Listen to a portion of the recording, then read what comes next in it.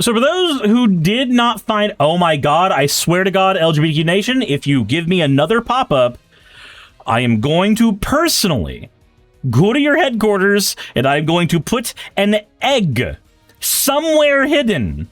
That is a rotting time bomb. Stop. Lover Rebel says, after the time you fail, you look back and laugh at the fear of failure that ever held you back. Jessica says, why an egg? Because it's a time bomb. You've got to find the egg before it explodes. Fennec says, shrimp. No, shrimp immediately creates bad smell. Egg sits there creating no smell for weeks until finally it explodes. And once that happens, boom. Also, Racerman 2001, thank you for following. Why are you leaving an egg that should be given? They should be given therapy until they are safe to hatch.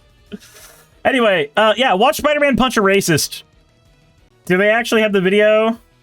They do. They do. Let's watch this together, guys. Let's watch this together. Jake Lang, with his lovely sign. Jake Lang loves black people, but hates people who are the N-word. Whatever the fuck that means. Because remember, anybody who has this opinion, they also believe that they personally get to decide what constitutes somebody being an N-word.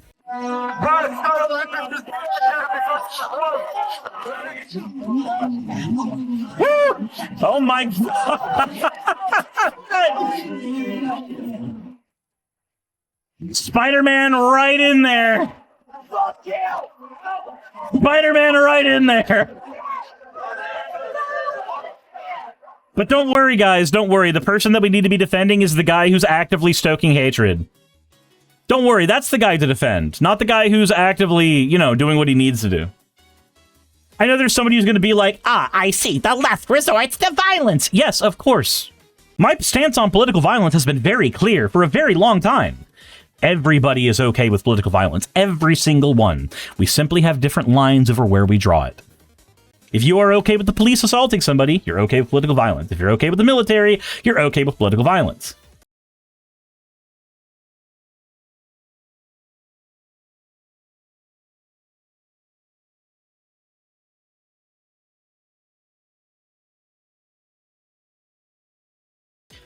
Okay, I'm gonna get hit with copyright for that. Does Spider-Man have an alibi, though? He was with me at Dutch Bros getting coffee that day. Nope. And, of course, the police do get him and then try to do the whole, like, nope, you're not allowed to film this. Yes, the fuck they are, Mr. Officer. Go fuck off. People are allowed to film this. Fuck off. Zora says, the left resorts to violence. Yeah, after almost 2 years of ICE murdering people with total impunity. Kinda hope we do. Yeah, he was with me, talking shit with me about J. Jonah Jameson. That always film the cops, always, every single time. So let's go ahead and go into the, oh, there it is. There we are. There's the money shot. Here's the money shot. Jake Lang gets to get what he always wanted. He gets to be new Richard Spencer. Guys, I got a question. How relevant is Richard Spencer anymore? So do you think that image is AI?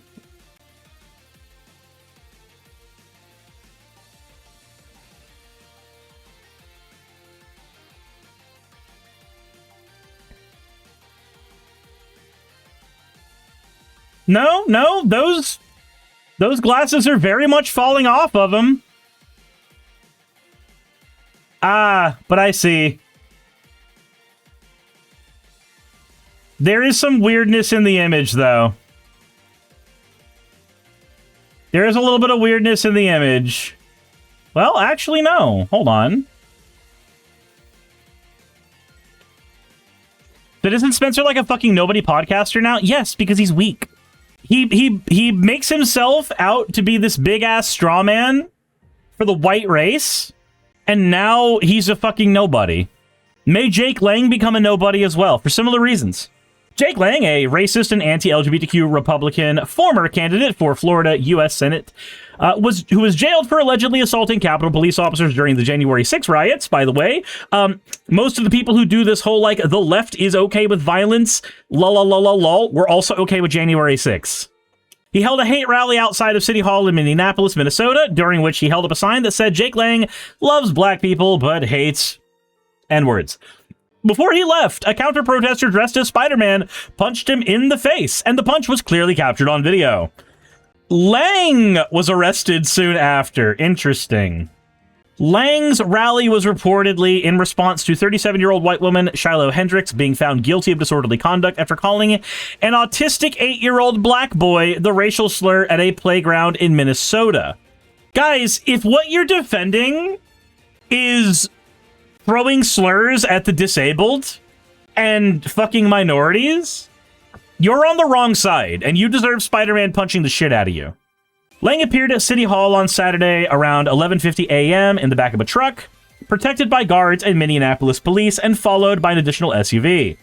The rally devolved into violence as counter-protesters attacked Lang and his crew, forcing them to flee City Hall. Yeah, guess what?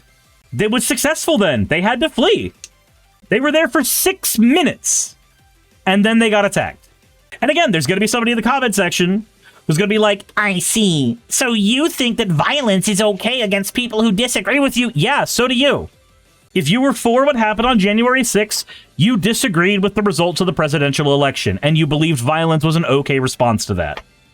People who disagree with ICE are already getting shot and killed. Violence is already happening to people who disagree on the left towards people on the right. That's already fucking happening. Sit the fuck down. Catch up. Just catch up. We've already been in this stage for a while. Police also arrested the man in the Spider-Man costume, later identified as William Nicholas, along with 10 others. A GoFundMe crowdfunding campaign for Love's Legal Defense has nearly raised all of its 70,000 goals. Where are they at right now? How's that fundraiser doing? 77,000. Doing pretty good. Doing pretty good. Look, if my grandfather did violence to a Nazi, he would have been given a medal and called a war hero. Yup. Doesn't everybody know that Spider-Man's Peter Parker? This is a frame-up. Spider-Man has fought off and vanquished Jake Lang at his protest today. Afterwards, Spider-Man was arrested and Jake Lang was seen running for his life. Imperfect Rebus, thank you for redeeming your points for an hada, you fucking degen. Despite Lang's racist display, last January, a black transgender woman helped rescue him from an angry mob of 100 anti-racist counter-protesters. In that incident, Lang had promised to lead a march through the Cedar Riverside neighborhood, which has Minneapolis' highest concentration of Somali American residents, before burning a Quran on the steps of City Hall. But he reportedly didn't get to do either of those things because the counter-protesters, who outnumbered the 10 attendees at his event, cornered him outside City Hall before attacking him and chasing him away. The anti-racist counter-protesters threw objects and water balloons at Lang before a 30-year-old black Minneapolis resident named Isaiah Blackwell helped Lang escape. Trump pardoned Lang after he served 4 years in prison for attacking a U.S. Capitol police officer during January 6th. Liz, thank you for redeeming your points for an owl. During a Pride Month protest last June, in front of an audience of 2 people, Lang struggled to burn a rainbow flag. Man. Now, let's get the other side of this real quick. Did Spider-Man defeat Jake Lang or give him exactly what he wanted? I mean, what happened with Richard Spencer? Let's find out. Kavang. Minneapolis gave Jake Lang something he came looking for, a spectacle. And then, somehow, that spectacle showed up dressed in a Spider-Man costume. By Saturday afternoon, Lang, a far-right provocateur who had arrived in Minneapolis hoping to command attention while spewing hateful messages, had been overshadowed by a man in a superhero suit who leaped onto his truck and threw punches. The internet, naturally, went wild. Will the Doctor, feel free to post it. Minneapolis' friendly neighborhood Spider-Man became the hero. The memes multiplied. A GoFundMe for his legal defense reportedly raised tens of thousands of dollars. Almost 80,000 right now. On social media, people celebrated him as the masked vigilante who had finally given Lang the punch he deserved for his hateful messages. I understand the impulse. I also think we should ask a harder question. Did Spider-Man defeat Lang, or did he help Lang get exactly what he came to Minneapolis to get? This is where I part ways somewhat reluctantly with folks like Tosiant Morrison. Morrison, who has a large following on social media, made a brilliant argument over the weekend in an online post that essentially challenged Mayor Jacob Frey's call for people to ignore Lang. Morrison's point was that when racists show up, we cannot simply look away. We have to speak out. We have to act. We have to confront racism rather than allow it to occupy public space unchallenged. Normally, I agree with Morrison, okay? And how do you disagree? Miss is definitely a minority and is going to start doing the liberal thing where you argue in favor of the person who's trying to strip away your rights. But I don't think Lang is a normal political actor, and Minneapolis is not just any average American city. Those distinctions matter, okay? Frey has urged Minneapolis residents to let Lang's racist rally fall flat and fade into irrelevance, arguing that people should not give Lang the confrontation or spectacle he was seeking. On the surface, this sounds passive. It can even sound cowardly. But what if it's actually strategic? What if it's the smart thing to do? Yes, because ignoring bullies always makes them stop. It always makes them stop. You're right. You're right. I forgot the age-old adage that if a country is actively invading you, if you just ignore them, they'll stop shooting you. I forgot that. I completely forgot that. I'm sorry. I forgot that these people don't just have damn near infinite energy and will keep on doing these things until they realize that it is unsafe for them to do so. I forgot that they operated on different logic than actual logic. Evil wins when good men do nothing. Only thing that ever stopped my bullies was to punch them. Considering I've said, make it a thing, free Spidey. A fascist would make getting punched in the face their goal. Except for the fact that when that happens, the fascist usually falls into irrelevance. Lang understands something about modern politics, social media, and traditional media that many of us are still learning. Attention is power. He doesn't need a movement of thousands. He doesn't even need a successful rally. He just needs a camera. He needs a confrontation. He needs somebody to punch him, chase him, scream at him, surround his vehicle, and create the kind of chaotic scene that can be clipped into 30 seconds and distributed around the internet. And Minneapolis is an exceptionally valuable stage. Why else would he have come here twice in a matter of months to hold rallies? Our city has become nationally recognized in the language of race, policing, immigration, and political division. George Floyd's murder permanently altered how the world sees Minneapolis. The aftermath of that tragedy made this city synonymous with racial justice protests. More recently, Operation Metro Surge and the federal immigration crackdown, as well as the deaths of Renee Good and Alex Preddy. Again, if we're already getting killed...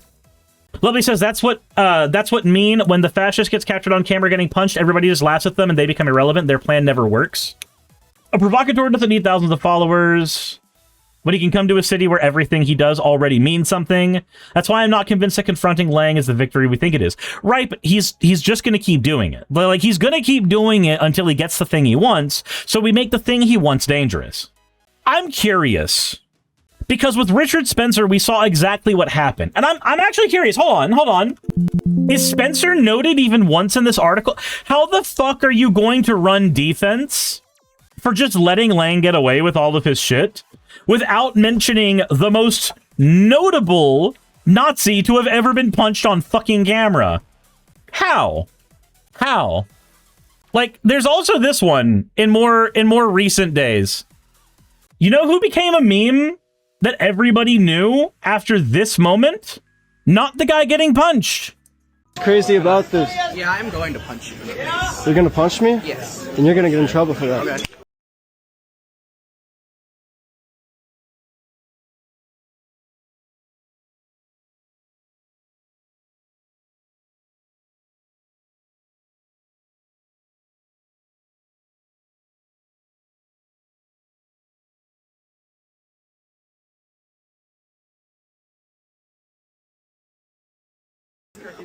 I don't know what's crazy about this. Yeah, I'm going to punch you in the face. You're gonna punch me? Yes. Yep. And you're gonna get in trouble for that. Okay. Like, I can tell you what likely happened with this kid, okay?